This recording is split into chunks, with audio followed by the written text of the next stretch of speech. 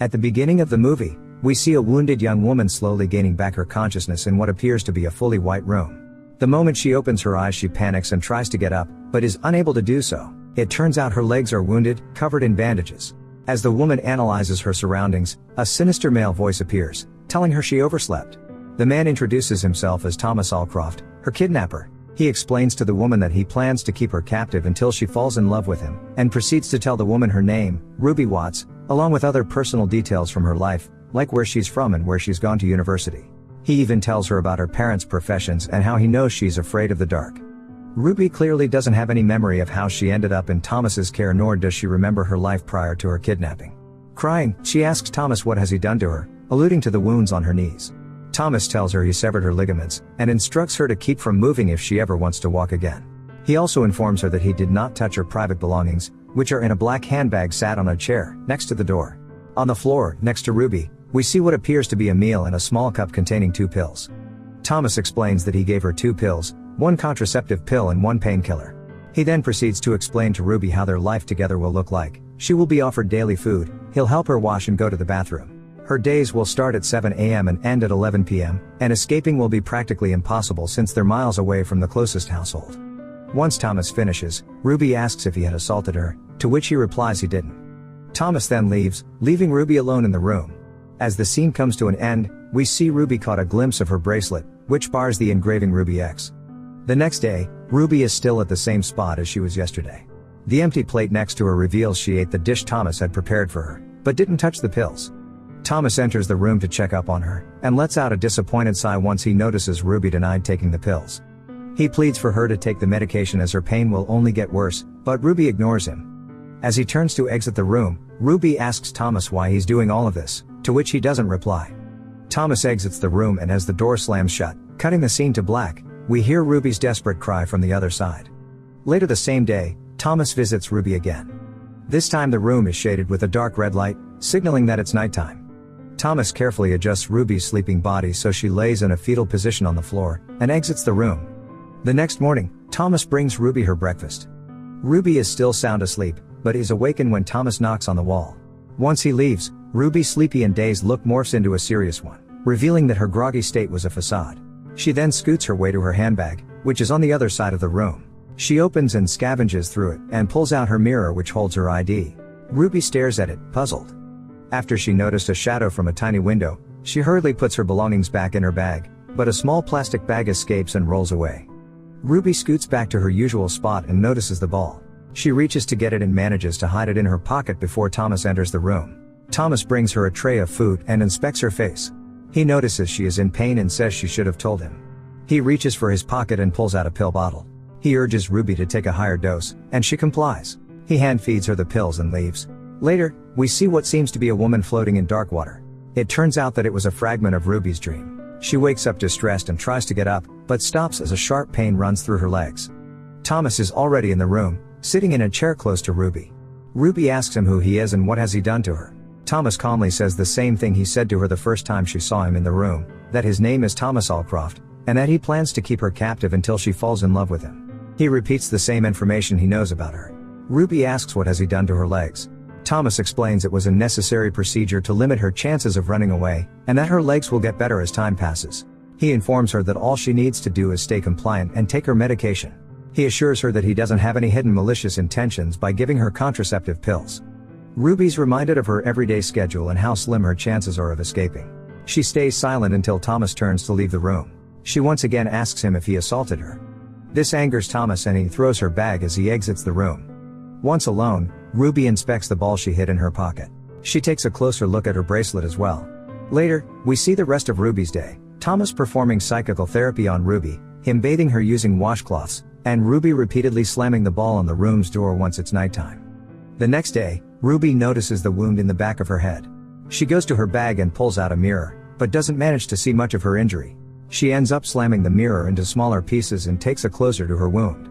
Before she could see anything, she notices Thomas spying on her from the other side of the door.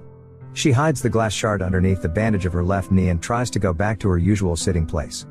Before she does, Thomas enters the room and drugs her. Once it's nighttime, Thomas plays an audio that is aimed to discourage Ruby from moving and escaping. He proceeds to clean and rearrange the room and ends up falling asleep on the chair. His phone alarm wakes him up. He turns the discouraging audio off and sits Ruby in an upward position, and leaves. We then see a series of days Thomas and Ruby spend together, which consisted of Thomas bringing Ruby food and helping her with her hygiene, and Ruby spending most of her nights playing catch with her ball. One morning, Ruby is seen fondling with the sink's pipes. The mess she made doesn't appear to bother Thomas when he enters to bring her breakfast. While he investigates what she did, Ruby asks if she could ask him a question. She asks him what would happen if she doesn't fall in love with him, and will she stay captive forever if she doesn't. She goes on to joke about what Thomas did to her legs. Thomas asks her what can he give to her, which confuses Ruby. Thomas says she's obviously feeling better, due to the fact she's even joking about her situation. Thomas states that she must be getting bored, and offers to bring her something in order to make her stay more tolerable. Ruby thinks for a second and asks Thomas to bring her a pillow and a blanket, and a book to pass the time. Thomas complies, then asks her about the two drawings on the wall, one of a chair and one of a brain, done in pencil. She says they're pretty. Thomas compliments her by saying she looks better and asks her to repeat what she wanted to be brought to her, and she does. The next day Ruby is seen on a mattress, with a pillow beside her. Thomas enters and gives her a book. After she flips through it, she states she read it before. Ruby gets overwhelmed since that book is the only thing she remembers before her life in captivity. Thomas explains to Ruby that she could get back some of her memories if they're triggered by certain triggers, which gives her a glimmer of hope. Thomas offers to help her regain her memory, and she thanks him. Later, when Thomas brings her food, he asks Ruby if there is anything she wants. She says she wants a red bush tea, and he instantly brings it to her. After smelling it, Ruby awakens a memory. She smiles and questions Thomas whether he knew she was going to pick this specific tea. He smiles and tells her that it's the only thing she drinks. Ruby asks him how does he know all the information about her, to which he replies he did his research. Later in the day, Ruby is seen examining her book. She stumbles to a page filled with apparently meaningless letters, but as she puts the mirror piece she hid earlier on the letters, she ends up seeing some of the letters spell out "Don't trust him" in the mirror. Thomas carefully enters the room seconds later with a table. It turns out Thomas wanted them to have dinner together, which they do. Thomas asks Ruby about the book, and Ruby praises it, especially its ending. Thomas smiles and attempts to take Ruby's hand in his, but Ruby pulls away. Thomas asks Ruby what is wrong. Although hesitant at first, Ruby asks Thomas how many others were held captive before her. Thomas denies her allegations, but Ruby is set on uncovering the truth. She proceeds to accuse Thomas of stalking, enslaving, assaulting, and murdering young women like her. Before she can go on, Thomas bangs his fist on the table, which startles her. He wipes clean the blood on his arm and once again denies her allegations. Ruby claims she doesn't want Thomas having done this before to someone else, as she believes what they have is special. Thomas swears there is no one else and leaves the room. The second Thomas leaves, Ruby's scared expressions disappears, revealing to the audience that she was just pretending. The next day, we see Thomas informing Ruby her legs are healing but they need more time. When he leaves, Ruby unwraps the bandages from her legs and inspects her injury. It seems as if no cuts were made on her legs. She manages to get up and goes to the door. When she touches the doorknob, she unlocks another memory, which is of a man and Ruby in front of her front door. Ruby gives up on attempting to open the door and goes back to her bed. As she is reading the obscure message in her book, she accidentally smears the ink the message was writing with. After she smells the ink that stained her hand, a new memory is unlocked, this time of herself hiding something behind a brick in the room. Ruby removes the brick and a dozen matches fall out, revealing that the obscure messages were written using the matches. Later, Thomas and Ruby are having dinner. Ruby asks for a candle to set up a romantic mood. Once Thomas brings it to her and lights it up using a match. He proceeds to tell her that they should start over, and Ruby agrees. Ruby then tells Thomas about the recurring dream she's been having, of her sinking deep underwater. As she tells the details of her dream, her hand inches closer to the match. She tells Thomas her dreams end when a hand reaches out to save her. By the end of her story, her hand is on the match, but Thomas has his hand holding hers. Ruby fakes a cough and brings her hand to her chest, successfully taking the match without Thomas noticing. In the next scene, we see how Ruby's days are going. She's scribbling in her book, exercising her legs, and practicing how to use her broken mirror part as a weapon. While Thomas is helping her to walk again, she's pretending her legs aren't in great condition. At the end of the scene, we notice Ruby wrote "play along" in her book. The next morning, Ruby is seen doing push-ups. She rushes to her bed once she hears Thomas approaching her room.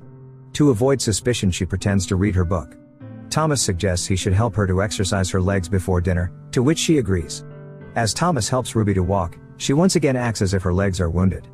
After they manage to get to the other side of the room, Thomas congratulates her on her progress and states that if they continue this way they may have dinner upstairs. In the evening, Thomas and Ruby are having dinner again. Thomas proclaims that this is a very special meal and urges Ruby to taste it. After she takes a bite, Ruby unlocks another memory, this one being of her and Thomas having dinner at a restaurant. They seem to be on a date and are comfortable with each other. Thomas then asks Ruby to close her eyes, and proceeds to put on a necklace he bought for her. He kisses her on her forehead. We then cut back to the present. Ruby is in shock and asks Thomas whether they were together before. Thomas nods his head and tells Ruby that the meal she vividly remembers was their anniversary meal. Ruby tearfully smiles at him. At night, Ruby is seen brushing her teeth. As she admired the two drawings Thomas put on the walls, she notices RAW written on one of the corners of the drawing. In the morning, Ruby sees someone in a boat whilst looking through a small window from her room. Later, she and Thomas are discussing her book. Thomas mentioned how inseparable Ruby was from her book. He starts reminiscing of their memories together. As he tells his story, the scene cuts to Ruby drawing, surrounded by numerous crayon drawings. Thomas is sound asleep on her bed. When she made sure he was out cold, Ruby quietly makes her way to the door. Before she opens it, Thomas says it's cold outside, thus she needs a coat. Instead of opening the door, she reaches down to pick up her ball, as Thomas slowly awakens. The scene ends with Ruby saying she can't sleep. The next scene opens with Ruby sleeping in bed and Thomas covering her with a blanket, which triggers another memory of what seems to be her and Thomas being intimate. The next day, Thomas dances with Ruby, which triggers another memory. The memory is of Ruby and Thomas dancing at a party while Thomas is proclaiming his love for her. Ruby tells him she feels the same way and the two kiss. After experiencing the memory, Ruby tells Thomas she now fully believes they were together. Later, Thomas explains how the remote control which controls the whole room's electronics works. He puts up some music, and Ruby starts dancing for him. The two laugh and kiss, but before they start to get intimate Ruby starts crying. Ruby asks him how did they get to this, and Thomas agrees to explain it to her. As Thomas is explaining the story, the scene cuts to the past. We see Ruby waiting for Thomas at a bar. She's with her roommate Nick, who's openly flirting with her. Thomas doesn't make it to meet her since he missed the train, thus Ruby and Nick leave to go home. Thomas leaves Ruby a message that he's being picked up by his friend Rob and how he'll hopefully see her soon. Meanwhile, Nick tries to kiss Ruby and she refuses, but he persists. He knocks her unconscious and brutally assaults her. Upon seeing the aftermath of what happened when he came to Ruby's house, Thomas killed the still drunk Nick and carried Ruby to Rob's car. Rob reluctantly drove them both to Thomas' home, where Ruby regained her consciousness. It is revealed Ruby lost her memory due to the incident with Nick. Before Rob can call an ambulance, Thomas stops him. They argue for a bit, but Rob agrees to help Thomas out in his plan to regain Ruby's memory. They travel far north where Thomas breaks ties with Rob and thanks to him for his help. Thomas proceeds to take Ruby to an abandoned island farm where he keeps Ruby prisoner. As time passes, Thomas starts learning about retrograde amnesia, a form of amnesia in which the sufferer forgets everything prior to an attack. He also learned that Ruby's memory seemed to reset to just as it was right after the attack whenever she would sleep a lot. Thomas proceeds to show Ruby pictures to trigger her memory recovery, but she is unresponsive at first. In an attempt to speed up her memory recovery, Thomas learned how to trigger certain memories and control her sleep pattern so she could learn for more than a day.